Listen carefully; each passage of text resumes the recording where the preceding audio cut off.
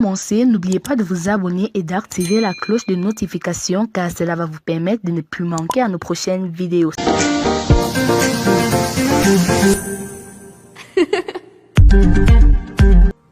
Coucou, salut, bonjour, bonsoir, j'espère que vous allez très bien et lui reste manager foot.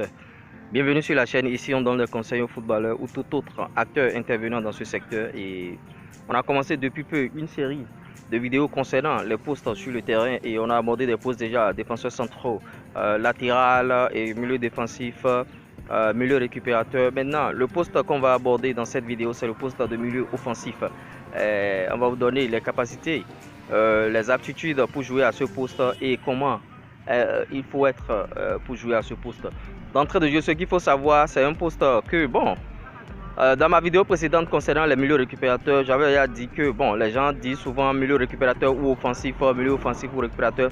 Mais moi, je ferai une vidéo à part. Les milieux offensifs, ce sont des gens, généralement, qui jouent derrière l'avant-centre, vous voyez.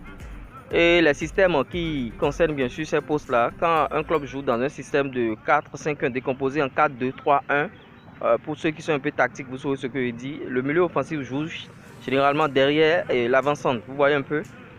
Donc il faut avoir une grosse qualité de passe, précision chirurgicale de passe, vous voyez. Et il faut être un peu endurant, parce que c'est un poste qui nécessite beaucoup de déplacement côté ballon, vous voyez.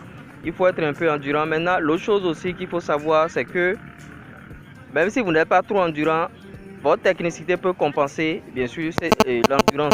Je mets quoi dans votre technicité? C'est-à-dire votre capacité à faire de bonnes passes en profondeur et à avoir aussi une grosse lecture de jeu. Parce que quand vous êtes milieu offensif jouant derrière l'avant-centre, vous n'avez pas une lecture de jeu au-dessus de la moyenne, vous ne pouvez pas vous en sortir parce que on suppose un déplacement rapide de l'avant-centre.